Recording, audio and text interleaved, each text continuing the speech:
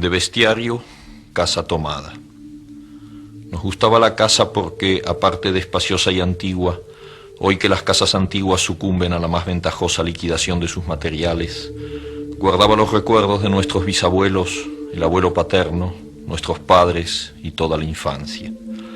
Nos habituamos, Irene y yo, a persistir solos en ella, lo que era una locura, pues en esa casa podían vivir 8 personas sin estorbarse. Hacíamos la limpieza por la mañana, levantándonos a las 7, y a eso de las 11 yo le dejaba a Irene las últimas habitaciones por repasar y me iba a la cocina. Almorzábamos a mediodía, siempre puntuales.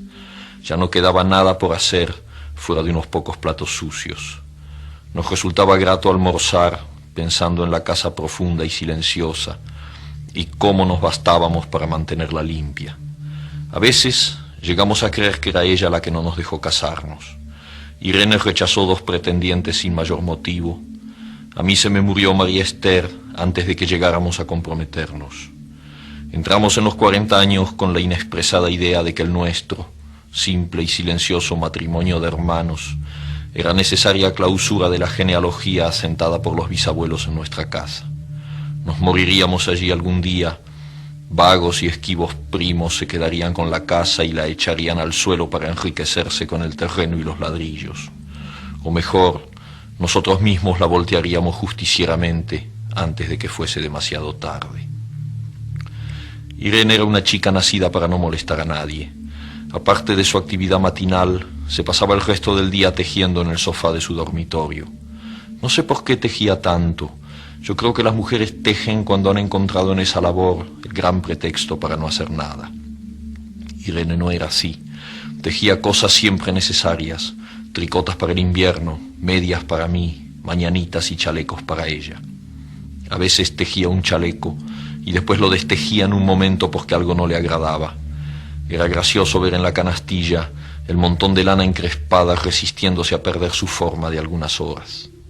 Los sábados iba yo al centro a comprarle lana. Irene tenía fe en mi gusto, se complacía con los colores y nunca tuve que devolver madejas. Yo aprovechaba esas salidas para dar una vuelta por las librerías y preguntar vanamente si había novedades en literatura francesa. Desde 1939 no llegaba nada valioso a la Argentina. Pero es de la casa que me interesa hablar, de la casa y de Irene, porque yo no tengo importancia. Me pregunto qué hubiera hecho Irene sin el tejido. Uno puede releer un libro, pero cuando un pullover está terminado, no se puede repetirlo sin escándalo. Un día encontré el cajón de abajo de la cómoda de alcanfor lleno de pañoletas blancas, verdes, lila. Estaban con naftalina, apiladas como en una mercería. No tuve valor de preguntarle a Irene qué pensaba hacer con ellas. No necesitábamos ganarnos la vida. Todos los meses llegaba la plata de los campos y el dinero aumentaba. Pero a Irene solamente le entretenía el tejido. Mostraba una destreza maravillosa y a mí se me iban las horas viéndole las manos como erizos plateados, agujas yendo y viniendo y 1 y 2 canastillas en el suelo donde se agitaban constantemente los ovillos. Era hermoso. ¿Cómo no acordarme de la distribución de la casa? El comedor, una sala con gobelinos, la biblioteca y 3 dormitorios grandes que daban en la parte más retirada, la que mira hacia Rodríguez Peña. Solamente un pasillo con su maciza puerta de roble aislaba esa parte del ala delantera donde había un baño, la cocina, nuestros dormitorios y el living central al cual comunicaban los dormitorios y el pasillo.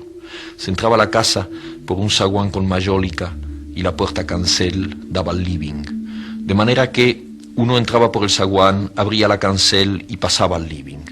Tenía a los lados las puertas de nuestros dormitorios y al frente el pasillo que conducía a la parte más retirada. Avanzando por el pasillo se franqueaba la puerta de roble y más allá empezaba el otro lado de la casa, o bien se podía girar a la izquierda justamente antes de la puerta y seguir por un pasillo más estrecho que llevaba a la cocina y el baño. Cuando la puerta estaba abierta, advertía uno que la casa era muy grande. Si no, daba la impresión de un departamento de los que se edifican ahora apenas para moverse. Irene y yo vivíamos siempre en esta parte de la casa. Casi nunca íbamos más allá de la puerta de roble. salvo para hacer la limpieza, pues es increíble cómo se junta tierra en los muebles. Buenos Aires era una ciudad limpia, pero eso lo debe a sus habitantes y no a otra cosa. Hay demasiada tierra en el aire. Apenas sopla una ráfaga, se palpa el polvo en los mármoles de las consolas y entre los rombos de las carpetas de macramé. Da trabajo sacarlo bien con plumero. Vuela y se suspende en el aire. Un momento después se deposita de nuevo en los muebles y los pianos. Lo recordaré siempre con claridad, porque fue simple y sin circunstancias inútiles. Irene estaba tejiendo en su dormitorio. Eran las 8 de la noche y de repente se me ocurrió poner al fuego la pavita del mate. Fui por el pasillo hasta enfrentar la entornada puerta de roble y daba la vuelta al codo que llevaba a la cocina cuando escuché algo en el comedor o la biblioteca. El sonido venía impreciso y sordo, como un volcarse de silla sobre la alfombra o un ahogado susurro de conversación. También lo oí al mismo tiempo o un segundo después en el fondo del pasillo que traía desde aquellas piezas hasta la puerta. Me tiré contra la puerta antes de que fuera demasiado tarde. La cerré de golpe apoyando el cuerpo. Felizmente la llave estaba puesta de nuestro lado y además corrí el gran cerrojo para más seguridad.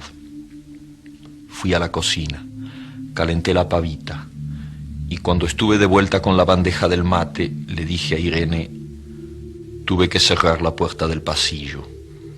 Han tomado la parte del fondo. Dejó caer el tejido y me miró con sus graves ojos cansados. ¿Estás seguro? Asentí. Entonces, dijo, recogiendo las agujas, tendremos que vivir en este lado. Yo cebaba el mate con mucho cuidado, pero ella tardó un rato en reanudar su labor. Me acuerdo que tejía un chaleco gris. A mí me gustaba ese chaleco. Los primeros días nos pareció penoso porque ambos habíamos dejado en la parte tomada muchas cosas que queríamos. Mis libros de literatura francesa, por ejemplo, estaban todos en la biblioteca. Irene extrañaba unas carpetas, un par de pantuflas que tanto la abrigaban en invierno. Yo sentía mi pipa de enebro y creo que Irene pensó en una botella de esperidina de muchos años. Con frecuencia, pero esto solamente sucedió los primeros días. Cerrábamos algún cajón de las cómodas y nos mirábamos con tristeza. No está aquí. Y era una cosa más de todo lo que habíamos perdido al otro lado de la casa. Pero también tuvimos ventajas. La limpieza se simplificó tanto que aún levantándose tardísimo, a las 9:30, por ejemplo, no daban las 11 y ya estábamos de brazos cruzados. Irene se acostumbró a ir conmigo a la cocina y ayudarme a preparar el almuerzo. Lo pensamos bien y se decidió esto. Mientras yo preparaba el almuerzo, Irene cocinaría platos para comer fríos de noche. Nos alegramos, porque siempre resulta molesto tener que abandonar los dormitorios al atardecer y ponerse a cocinar. Ahora nos bastaba con la mesa en el dormitorio de Irene y las fuentes de comida fiambre. Irene estaba contenta porque le quedaba más tiempo para tejer. Yo andaba un poco perdido a causa de los libros, pero por no afligir a mi hermana me puse a revisar la colección de estampillas de papá y eso me sirvió para matar el tiempo.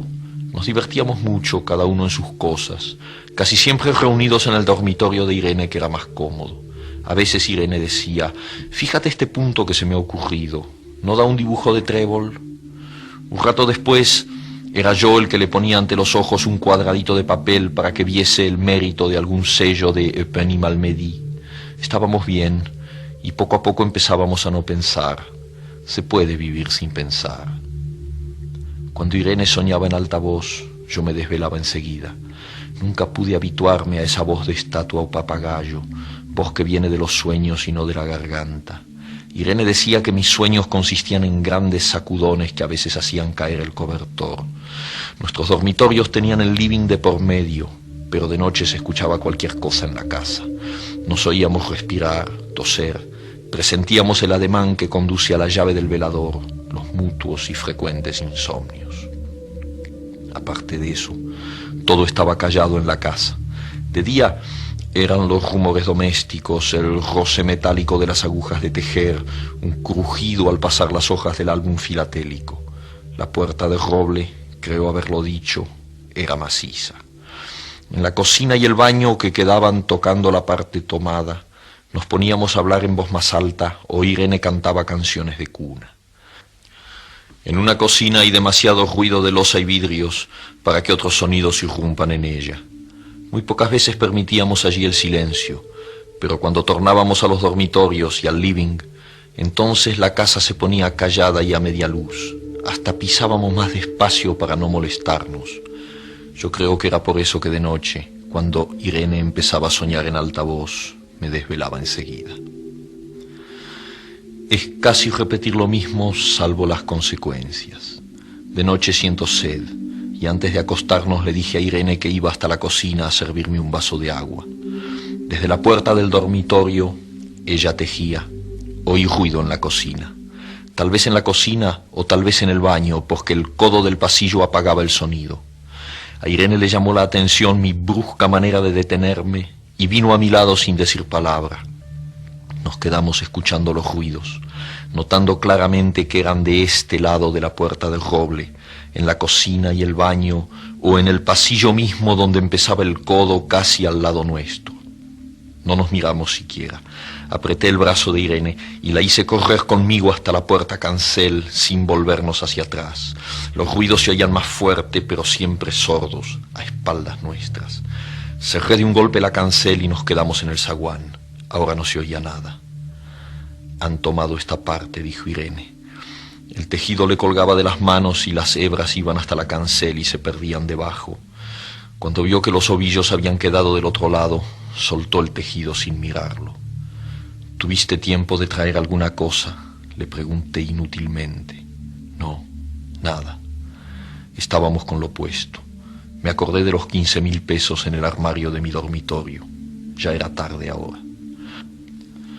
Como me quedaba el reloj pulsera, vi que eran las 11 de la noche. Rodeé con mi brazo la cintura de Irene. Yo creo que ella estaba llorando y salimos así a la calle. Antes de alejarnos tuve lástima. Cerré bien la puerta de entrada y tiré la llave a la alcantarilla. No fuese que a algún pobre diablo se le ocurriera robar y se metiera en la casa a esa hora y con la casa tomada.